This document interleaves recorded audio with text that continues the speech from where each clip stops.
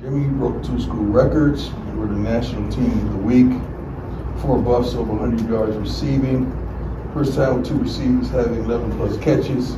Shador broke 9 school records. And Cordell Stewart called me not happy about it. Shador's personal record, you don't want to hear about that, but first player with 500 plus yards, he has to debut nationally in 1996. What that means is we had some gentlemen that could play this game, but that does not mean anything going into this week. So a whole new focus, a whole new understanding on what's at stake. This is a rivalry as we understand now. I apologize, it has to be important. It's not, there it is. Yeah, I apologize.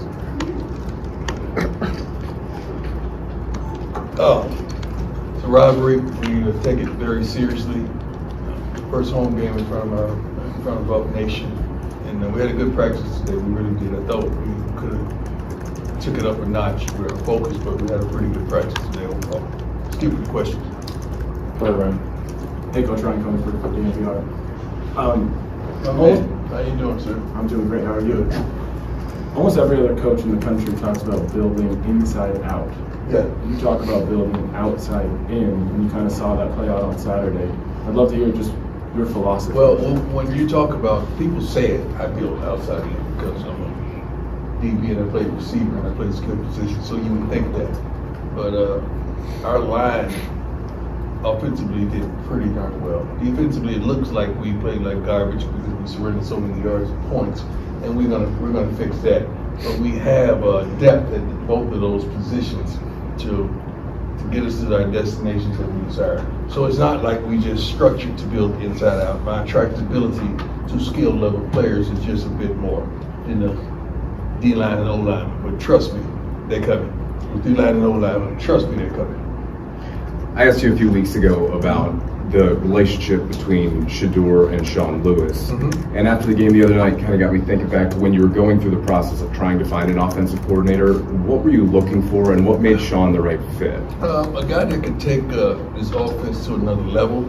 We've always had success defensively, tremendously at our prior stops. Offensively, we had success as well. Brett Bartolome did a wonderful job. Coach Pollock did a wonderful job. They were my former 2 OCs. We just wanted to up the ante and go to the next level, and also take Shador to another level. And he was ready. He was ready for the challenge, not just with the play calling and the dynamics of the plays and the structure of the offense, but with the personnel as well. I mean, I've been telling you guys, we ladies and gentlemen, I'm sorry, but we have some tremendous athletes on that offensive side of the ball as well as defense as well. Do you have to sell giving up that head coaching role? I don't sell. All right, so is there anything about having to step down from a head coach to come be an OC? Tremendous opportunity. Not just the players seek opportunities. I think the coaching staff as well. We still have several coaches on the staff that their dreams and ambitions are to be a head coach at a Power 5 level, and it's my objective to help them get there. I want that for them more than anything, especially since I know that's what they desire. I'm going to help them get to that point. Coach Brown, Joe Rico, My Life Sports. I thought the biggest surprise was the offensive line. I thought they played great. I've heard some things. I saw some things in practice, maybe, but also I think Shador helped them out. What a great performance, getting the ball out of his hand that quick. Right. Could you comment about the line? Because I thought they were a big difference maker. We felt like the line was suffice. We felt like we had backs that could run the ball. The line was going to do its job, and we know Shador is Shador. You guys didn't know that because some guys are not intimate with this team, and you don't really, you're outside of the crib, commenting on what's going on inside. But that offensive line, you got to give them credit, man. When everybody was talking about we're small, we got there 269 guys at that time. Like, where you get that from? But we got to improve running the football because the running backs that we have are tremendous. You're going to see a couple more things this week and featuring a couple more of those guys that didn't really get a lot of touches last week. Hopefully they get opportunities this week. But that line did a phenomenal job offensively, and they can do better. I thought they were good. Thank you, sir. Mick, go ahead. Hey, Coach, Mick Miller, Fox 31. Obviously, Shador. How you feeling, first and foremost? I'm doing a little bit better. Thank you for You asking. got your boot? I got my boot. Oh, you still Hobbling in your around. boot? Okay. I'm off the scooter, so that's a big improvement. That's a pain in the butt. Obviously, Shador sets all these school records and leads the offense. Shiloh also leads the team in tackles. I'm interested, as you look back throughout the years, how that brotherly competition has pushed them to get better, and also how they've also been able to elevate the people around. Well, they compete at everything. I mean, they argue about.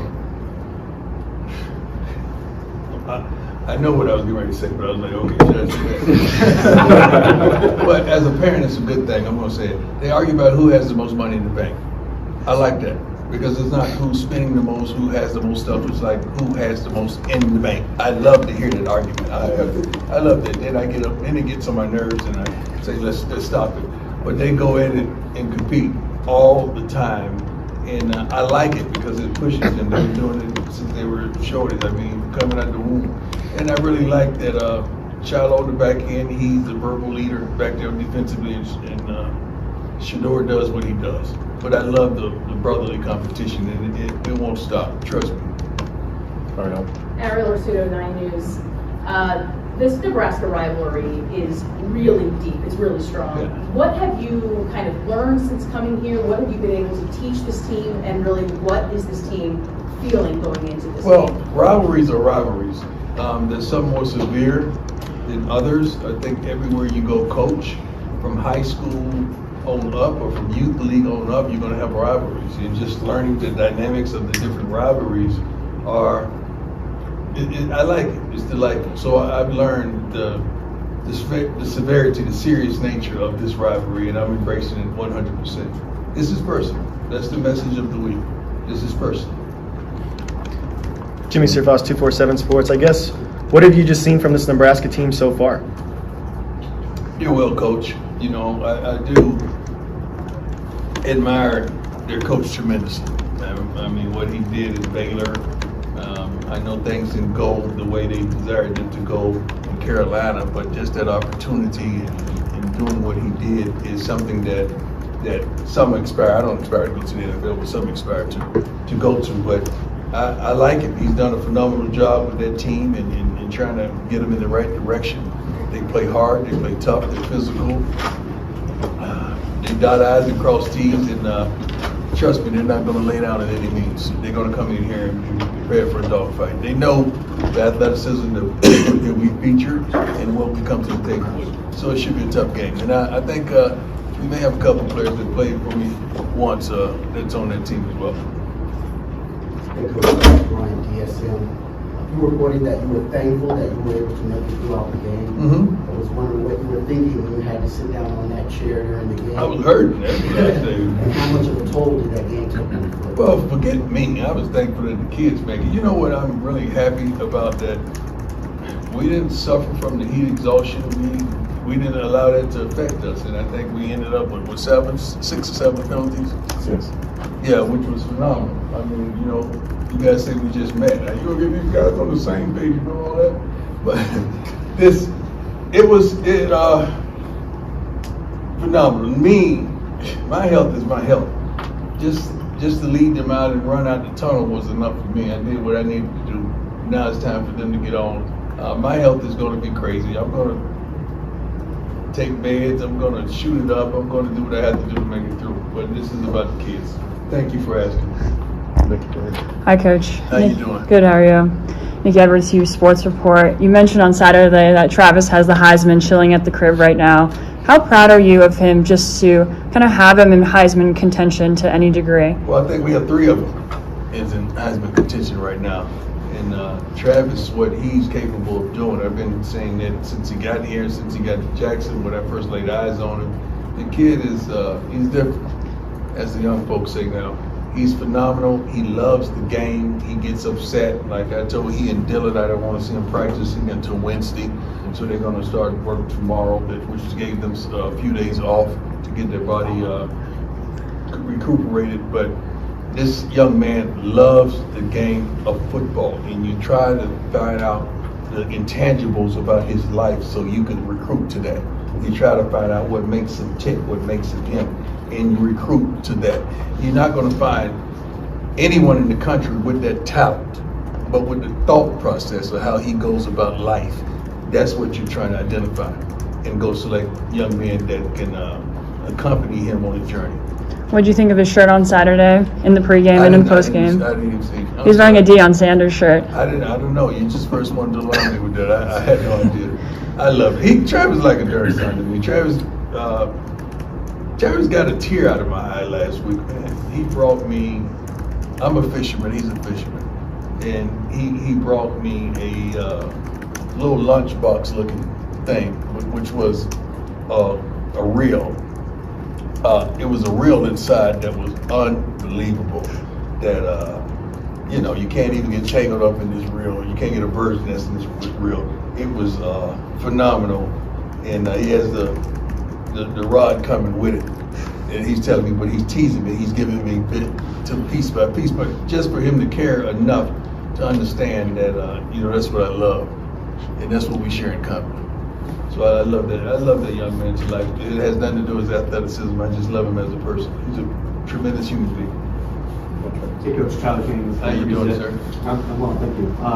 Just curious from your playing days, if you have any memories of Nebraska as a former really big power and one of the top teams in the country. What you yeah, they were unbelievable. They were unbelievable. One of my dearest friends, Roger Thomas, played for Nebraska, and I can remember on one of my bye weeks in college, I went to see him play, and I saw the crowd and the way they responded, and it was unbelievable. But I think I played them.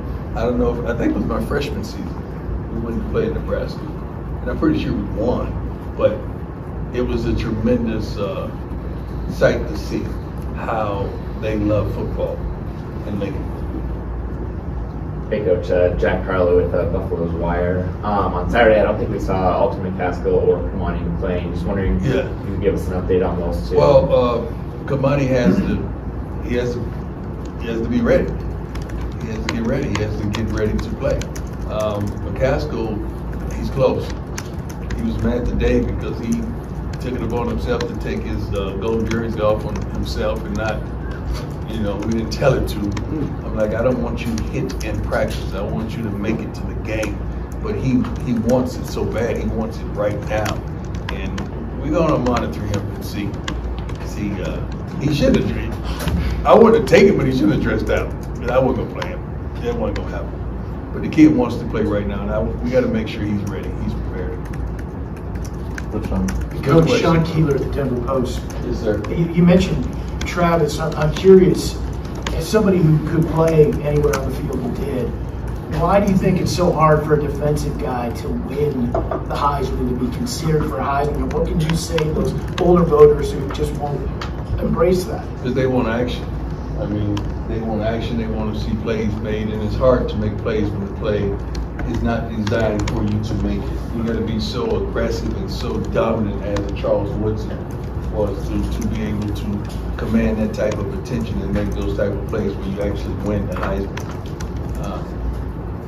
Just having the audacity to get on the offensive side of the ball and be dominant, that gives him the upper hand. He's tremendous. I think I said I don't forget what show I was on yesterday. You have so many young men in high school that play both ways. And all these coaches promise them that you're going to be able to continue to do that when you come to this institution. And they lie. It's just doing it to get them. I haven't seen it happen. And I told them I know how to find it. I know how to do it. I know how to monitor it. I know how to make sure that you're where you need to be. But the rule I have is you must be dominant on one side of the ball before I allow you to go to the other side. You must be dominant. And I feel as though Travis has proved his dominance on either side of the ball. And he's in incredible shape as well. He goes, Jason Jones from BuzzFeed. How you doing, sir? Hey, not too bad. Good day in Boulder today. Obviously, Travis Hunter looks like he might be the greatest player in college football right now. Yes, but I'd like to get your response to the play of Trevor Woods as well as Miles Slusher, two other DBs that were critical in that game. Yeah, Trevor has been consistent. That's why he started. He's been tremendously consistent at understanding the playbook, getting guys lined up, and doing his job. And he did his job tremendously in that game. Slush has been a guy that's been consistent. We ask a lot of him, not only on the defense side of all the special teams, but I think Slush is banged up. Are we saying that, or are we not saying that? Well, Slush is banged up. I don't think he's going to play this week.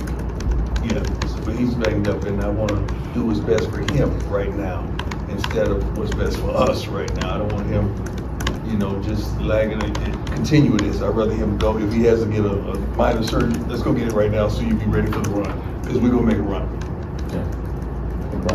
Coach Brian, how you doing? Good. How are you?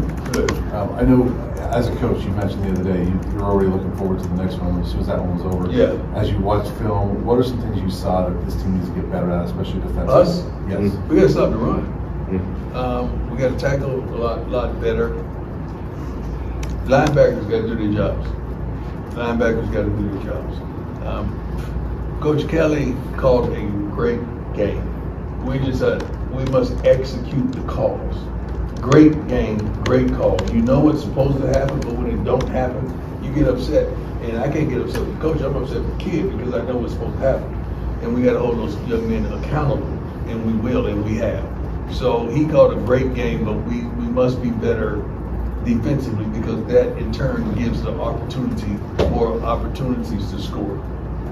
But the thing about that last game, the way it was going and scoring, I just said to myself, as long as Shedeur has the ball last, we good. Because he's going to get us in. He's going to get us there. I've seen it his whole life, so I'm very secure with him. Matt Rhule, Associate Press, I see big win, household ranking. How do you keep them grounded and not read their own headlines? And do you want that? Do you want them not? Well, I want them to read their headlines because I'm not stupid enough to think that they're not. I hate when coaches say that. Don't read your clip. No, read your clip because you balled out. I want you to read it. But you got to understand, everything they say ain't true. Either way. And we started winning, not in the news press and not on Saturday, but we started today. We started with the scouting report today and understanding today. Yesterday, probably half the team was in watching film and getting prepared and studying. So I love that aspect of who these young men are and what they want. But they've seen the results of hard work and labor. They've seen that, hey man, all we gotta do is win. You see all the attention that we're getting? Like that has registered now. And I think there's something that they couldn't fathom, they didn't understand that it could happen because of the light that's shining upon us, and we're thankful for that. But these young men, they know now, if, man, we just ball out, we're going to get the love that we desire. And that's all they want. They want attention, focus, and a little love and light. And ain't nothing wrong with that, as long as they use it in the right way. Coach's poll just came out. We're at number 25. We're at 25? Yes, sir. I ain't mad at that. When's the last time we've been ranked? A little bit in the COVID season before that, 2016. Awesome. Congratulations on that. You've said that Shedeur has been like this his whole life. You know, yes. You can trust him. Yes. But since he's shown up to campus, as he's a young man growing up through college, have you seen him take a jump in maturity? Because from outside looking in, it seems like he's taking on more of a vocal leadership role now, and he's holding his teammates accountable maybe to another level. Or is this the same that you've seen from him his whole life? We're in Boulder, Colorado at a Power 5. I think our press conference is a little larger than they were last year. I think the notoriety and intelligence component is a little larger than it was last year. Much larger than it was in high school, even though we had shows that showed on social media and so forth.